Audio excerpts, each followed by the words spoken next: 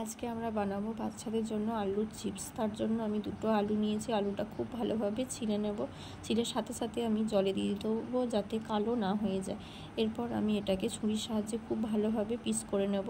গোল গোল করে দেখুন কতটা পাতলা হয়েছে। আঙুলের এই প্রান্ত থেকে ও প্রান্ত দেখা যাচ্ছে। পিস করার সাথে সাথে কিন্তু জলে দিয়ে দিতে হবে। এটা আপনারা বটি, ছুরি ও গ্রেটারের সাহায্যে পিস করতে পারেন।